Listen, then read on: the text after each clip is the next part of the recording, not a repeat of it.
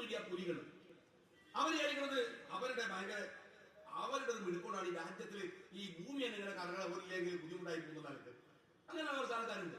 എന്താ ചോദിക്കാം, ശശി തരൂരിന്റെ നിലപാടുകൾ ഈ അടുത്ത കാലത്തായി മാറുന്നുണ്ടോ? ഒരു ചർച്ചയുണ്ട്. രമേശ് ചെന്നിത്തല എപ്പോഴാ ആരോഗ്യത്തിലേക്ക് പോവാ? സുധാകരൻ എപ്പോഴാ കോൺഗ്രസ് വിട്ട? എന്റെ ചെങ്ങായിമാരെ, ഒരു സംഖ്യയെങ്കിലും നേരായ വഴിയിലേക്ക് കൊണ്ടുവരാൻ പരിശ്രമിക്കേണ്ടതിന് പകരം നിങ്ങളുടെ ഈ കുപ്പുത്തി തോന്നുന്ന വർത്താനം പറഞ്ഞ് ഉള്ളവൻ അങ്ങോട്ട് പറഞ്ഞേക്കാണോ ഈ ആധുനിക കാലത്ത് ചെയ്യേണ്ടത്, ഒരു ഫാസിസ്റ്റ് കാലത്ത്? അതാണോ മര്യാദ?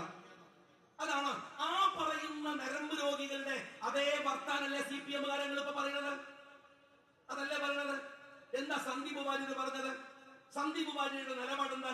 വളരെ കൃത്യമായി എന്തുകൊണ്ടാണ് അദ്ദേഹം പാർട്ടിയിൽ BJP-യെ വിടുന്നത് എന്ന് അദ്ദേഹം കൃത്യമായിട്ട് പറഞ്ഞു. ഞങ്ങൾ സ്വാഗതം ചെയ്തു. പോരാഞ്ഞിട്ട് അദ്ദേഹം പാണക്കാട് വന്നു, സഖാക്കൾക്ക് മക്കളെ വിളിച്ചു. എന്താ അതിന് ഇത്ര അതിശയമുള്ളത്? ഞങ്ങളൊരു മുന്നണിയിലാണ്. ഒരു പക്ഷേ അദ്ദേഹം പാണക്കാട് വരുമ്പോൾ ആലോചിക്കുന്ന ഒരു കാര്യമുണ്ട്. അതെന്താണ്?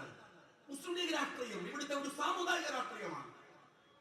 അവര് BJP പ്രതിനിധാനം ചെയ്യുന്ന സംഘി രാഷ്ട്രീയത്തിന്, ഫാസിസ്റ്റ് രാഷ്ട്രീയത്തിന് ഇരകളാക്കി മാറ്റുന്നവർ ഇവിടുത്തെ മൈനോറിറ്റിയാണ്. അതിലെ പ്രബലമായ ഒരു രാഷ്ട്രീയ നേതാവിന്റെ വീട്ടിലേക്ക് ചെല്ലുമ്പോ ഞാൻ പോകേണ്ടത് ഒരു പ്രായച്ചിത്തം പോലെ സന്ദീപ് വാര്യർ തന്റെ തീരുമാനങ്ങൾ മാറ്റുമ്പോൾ ആദ്യം ചേർത്ത് പിടിക്കേണ്ടത് വെറുപ്പിന്റെ രാഷ്ട്രീയം പറഞ്ഞ ഒരു ലീഡർഷിപ്പിനെയാണ്.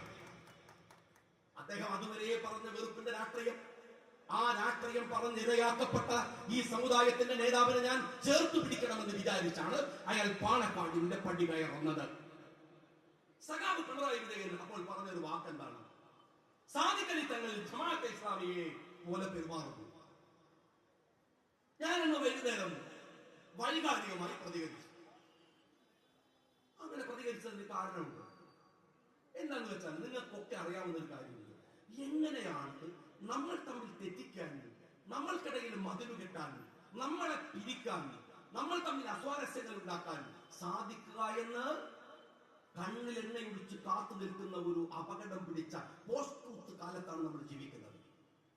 നിങ്ങൾ അറിയുമോ സ്നേഹമുള്ളവരെ, ആസാം കേരളം പോലെ ഒരു മൈനോറിറ്റി സ്റ്റേറ്റ് ആണ്. ഭരിക്കുന്നത് BJP.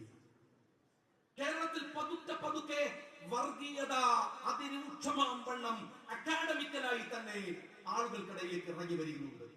നിങ്ങൾ എത്ര കണ്ണടച്ചാലും അത് സത്യമല്ലാതാവില്ല. ഞാൻ ഒരു കാര്യം നിങ്ങളോട് പറയട്ടെ, കർണാടകയിൽ ഒരു തരംഗം കൊണ്ട് BJP-യെ തോൽപ്പിക്കാനാവും. കേരളത്തിൽ ഒരു കാറ്റ് കൊണ്ട് BJP പോകില്ല. കർണാടകയിൽ അതൊരു രാഷ്ട്രീയ തരംഗമാണ്. കേരളത്തിൽ പക്ഷേ അത് ആമൂലാഗ്രം ഇറങ്ങുന്ന ഒരു വിഷവിത്താണ് മനസ്സുകളിലേക്ക്. ഇത് എഡ്യൂക്കേറ്റഡ് ആയിട്ടുള്ള കമ്മ്യൂണിറ്റിയാണ്. പ്രബുദ്ധതയുള്ള ഒരു രാഷ്ട്രീയ സമൂഹമാണ്. അവരുടെ ബോധ്യങ്ങളെ പെട്ടെന്ന് മാറ്റിമറിക്കാൻ ഒരു ട്രെൻഡിന് കഴിയില്ല.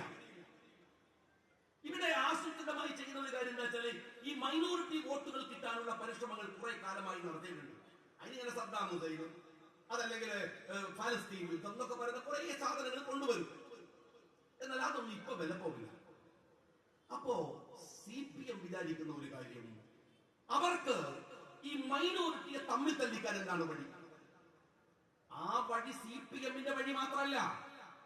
CPM അങ്ങനെ ചിന്തിക്കുന്നത് മാത്രമല്ല, നിങ്ങളിലേക്ക് ആ ചിന്ത സന്നിവേശിപ്പിക്കുന്നത് RSS ആണ്, സംഘികളാണ്. അവർ ശ്രമിക്കുന്നത് ഇവിടുത്തെ മൈനോറിറ്റി സമൂഹമായ മുസ്ലിങ്ങളെയും ക്രിസ്ത്യാനികളെയും തമ്മിൽ തല്ലിക്കാനാണ്. ഇത് പറയേണ്ടി വരുന്നതിൽ സങ്കടമുണ്ട്, പറയേണ്ടത് പക്ഷേ ബാധ്യതയാണ്. ഞാനൊരു പൊതുപ്രവർത്തകൻ എന്ന നിലക്ക് നിങ്ങൾ സോഷ്യൽ മീഡിയ എടുത്ത് പരിശോധിക്കുക. ഇത്രമേൽ മുസ്ലിങ്ങളെ അങ്ങോട്ടും ഇവിടെ നിന്ന് അപ്പുറത്തേക്കും ചീത്ത പറയുന്ന ഒരു കാലം ഉണ്ടായിട്ടുണ്ടോ? എന്തെല്ലാം വൃത്തികേടുകളാണ് പരസ്പരം പറഞ്ഞുകൊണ്ടിരിക്കുന്നത്. എത്രമാത്രം അകലത്തിലേക്കാണ് മുസ്ലിങ്ങളെയും ക്രിസ്ത്യാനി സമൂഹത്തെയും മാറ്റാൻ ശ്രമങ്ങൾ നടത്തുന്നത്. വലിയ തോതിൽ ഇത് നടക്കുന്നുണ്ട്. ഞാൻ എണ്ണിയ കാര്യങ്ങളിൽ പറയല്ല. അതിന്റെ ഏറ്റവും ഒടുവിലെ ഉദാഹരണമാണ് മുനമ്പം എന്ന് പറയുന്നത്.